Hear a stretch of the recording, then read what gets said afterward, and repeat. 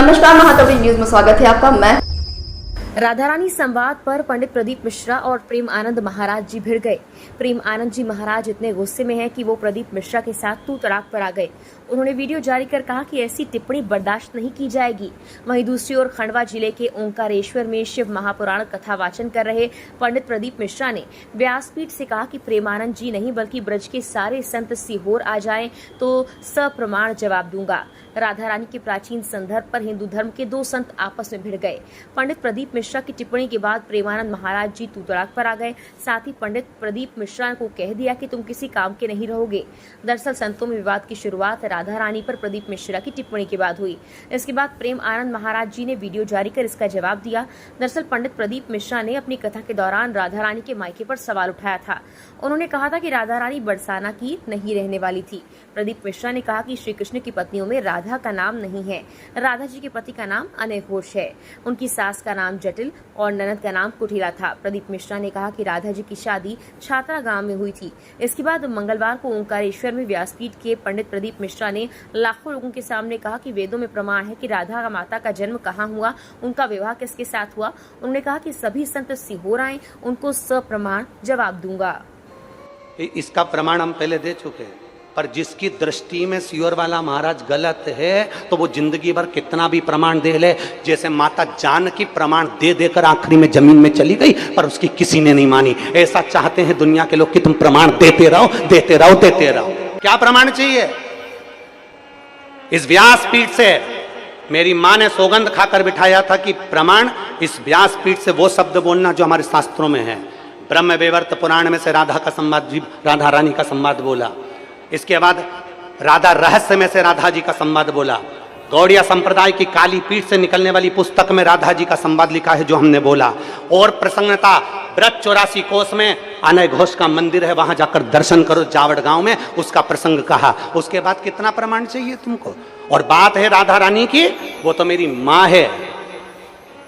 मैंने इस व्यासपीठ पर बैठने से पहले बाल्यावस्था में 1999 में जब पहली कथा चालू करी थी तब हमारे पास धन नहीं था।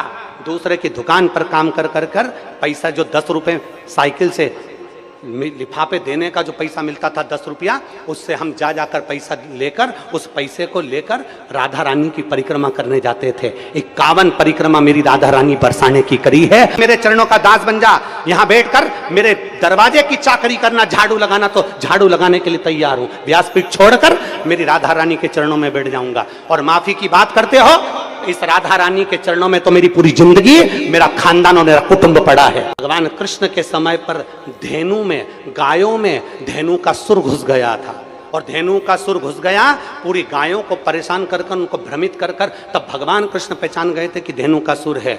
कई ऐसे इन ब्रजवासियों को भ्रमित कर रहे हैं क्योंकि ब्रजवासी बड़ा भोला होता है, बड़ा सहज होता है। हमने हमारी जिंदगी की जितनी परिक्रमा करी गोवर्धन नाथ जी की, उस परिक्रमा में 1 रुपया भी हमने कभी ब्रज के अंदर पैसा खर्च कर नहीं। हमने नियम लिया था कि ब्रज में जितनी परिक्रमा करेंगे ब्रजवासी से मांग कर करेंगे। मेरे गोवर्धन नाथ जी की परिक्रमा में जितने ब्रजवासी रहते हैं सब पहचानते हैं सियोर वाले को कि बचपन से परिक्रमा करता है। जब चड्डी पहनता था हाफ, उस समय से परिक्रमा करता था और ब्रजवासियों से 2 रोटी मांगकर खा लेता था। मेरे ब्रजवासी इतने भोले होते थे कि बिठाकर छाछ भी पिलाते थे।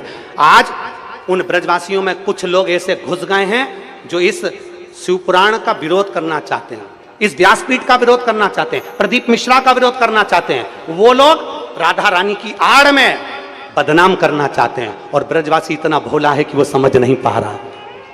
आप कहो जिस दिन राधा रानी के चरणों में आकर दंडवत कर लूं, आप बोलो जितने दिन तक राधा रानी के चरणों में पड़ा रहूं, मेरी माँ है वो, उससे मेरा बेर नहीं है। जो कुछ बोलूंगा प्रमाण से बोलूंगा, बिना प्रमाण के कुछ नहीं बोलूंगा। और जिस महाराज को प्रमाण चाहिए, कुबेरेश्वर धाम खुला पड़ा है, आ जाओ और प्रमाण लेकर जाओ।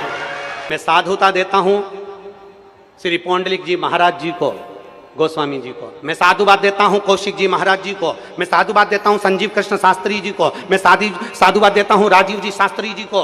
मैं साधुवाद देता हूं अनूप जी शास्त्री जी को, जिन्होंने वृंदावन से फोन लगाकर कहा गुरुदेव आप जब भी इधर पधारे महाराज जी, अपन सारे विद्वानों की सभा रखेंगे, आप उसमें अपनी बात रखना। और हमारे यहाँ पत्र आया और हमने पत्रों के माध्यम से उनको सूचना दी, हम पहुंचेंगे, वहां पर बात करेंगे।